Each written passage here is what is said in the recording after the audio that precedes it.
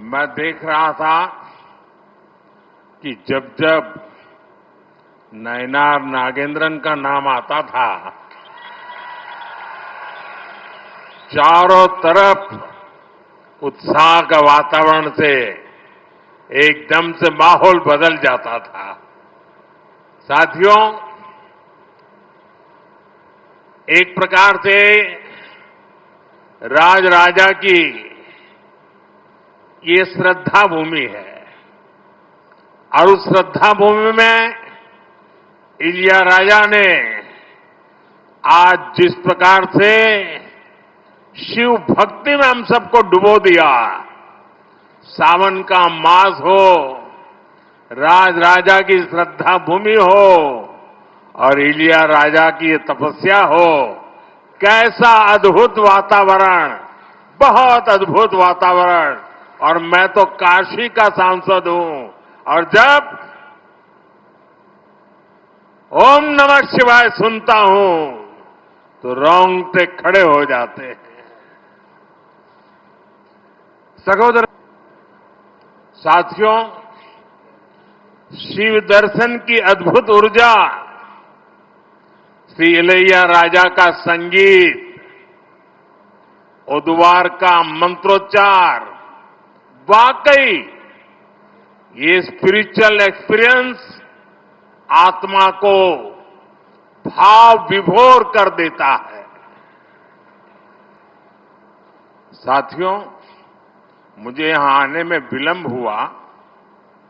मैं यहां तो जल्दी पहुंच गया था, लेकिन भारत सरकार के सांस्कृतिक मंत्रालय ने जो अद्भुत प्रदर्शनी लगाई है, ज्ञानवर्धक है, प्रेरक है और हम सब गर्व से भर जाते हैं कि 1000 साल हमारे पूर्वजों ने किस प्रकार से मानव कल्याण को लेकर के दिशा दी, कितनी विशालता थी, कितनी व्यापकता थी, कितनी भव्यता थी। और ने बताया मुझे, पिछले एक सप्ताह से हजारों लोग ये प्रदर्शनी को देखने के लिए आ रहे हैं।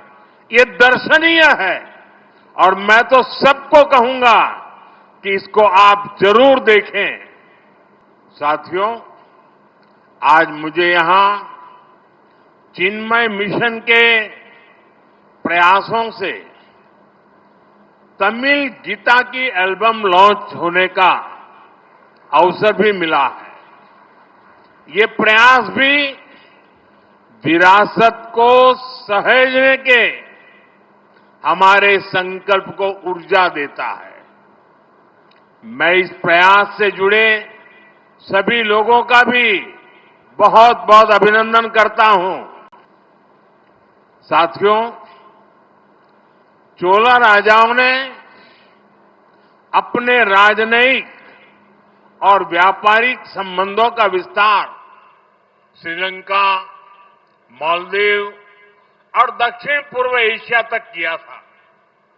ये भी एक संयोग है कि मैं कल ही मालदीव से लौटा हूं और आज तमिलनाडु में इस कार्यक्रम का हिस्सा बना हूं।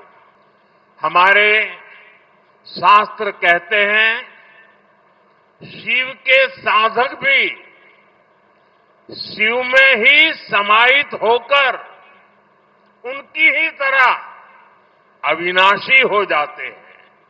इसलिए शिव की अनन्य भक्ति से जुड़ी भारत की चोला विरासत भी आज अमर हो चुकी है। राजराजा चोला, राजेंद्र चोला, ये नाम भारत की पहचान और गौरव के पर्याय है। चोला साम्राज्य का इतिहास और विरासत ये भारत के वास्तविक सामर्थ्य का, ट्रू पोटेंशियल का उद्घोष है। ये भारत के उस सपने की प्रेरणा है जिसे लेकर आज हम विकसित भारत के लक्ष्य की ओर आगे बढ़ रहे हैं।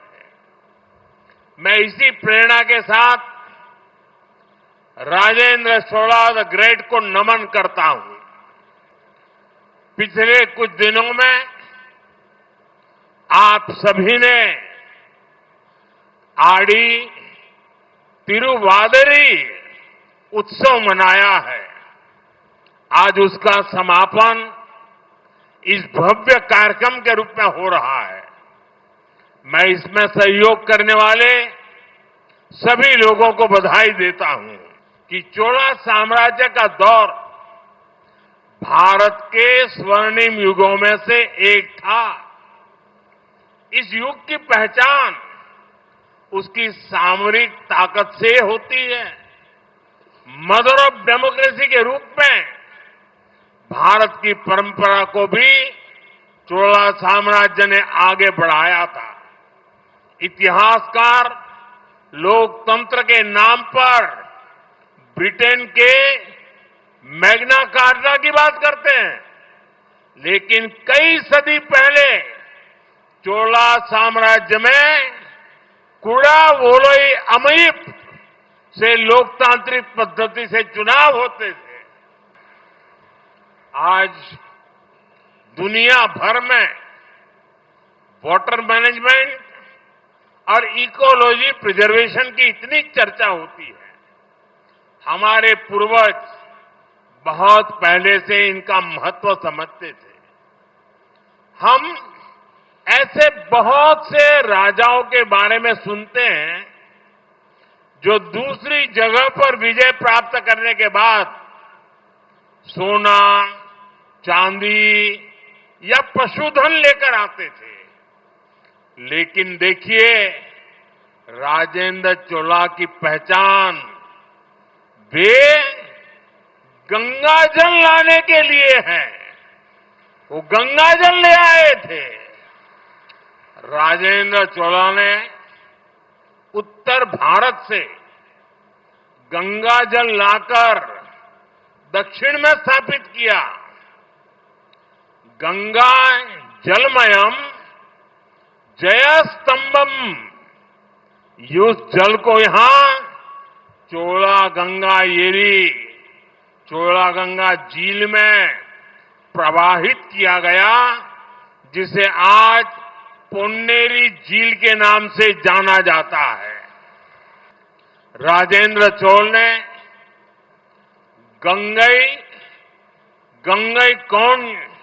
चोलपुरम कोविल की स्थापना भी की थी। यह मंदिर आज भी विश्व का एक आर्किटेक्चरल वंडर है। ये भी चोला साम्राज्य की ही देन है कि मां कावेरी की इस धरती पर मां गंगा का उत्सव मनाया जा रहा है। मुझे बहुत खुशी है कि आज उस ऐतिहासिक प्रसंग की स्मृति में एक बार फिर गंगा जल को काशी से यहां लाया गया है। अभी यहां मैं जब पूजा पाठ करने के लिए गया था, विधि पूर्वक अनुष्ठान संपन्न किया गया है। गंगा जल से अभिषेक किया गया है। और मैं तो काशी का जनप्रतिनिधि हूं और मेरा मां गंगा से एक आत्मीय जुड़ाव है। चोला राजाओं के ये कार्य, उनसे जुड़े ये आयोजन, ये एक भारत श्रेष्ठ भारत के महायज्ञ को नई ऊर्जा, नई शक्ति और नई गति देते हैं। भाइयों बहनों, चोला राजाओं ने भारत को सांस्कृतिक एकता के सूत्र में पिरोया था। आज हमारी सरकार चोला युग के उन्हीं विचारों को आगे बढ़ा रही है। हम काशी तमिल संगमम और सौराष्ट्र तमिल संगमम जैसे आयोजनों के जरिए एकता के सदियों पुराने सूत्रों को मजबूत बना रहे हैं। गंगई कौन चोलपुरम जैसे तमिलनाडु के प्राचीन मंदिरों का भी एएसआई के जरिए संरक्षण किया जा रहा है। जब देश की नई संसद का लोकार्पण हुआ तो हमारे शिव आधीनम के संतों ने उस आयोजन का आध्यात्मिक नेतृत्व किया था। सब यहां मौजूद है। तमिल संस्कृति से जुड़े पवित्र सेंगोल को संसद में स्थापित किया गया है। मैं आज भी उस पल को याद करता हूं तो गौरव से भर जाता हूं।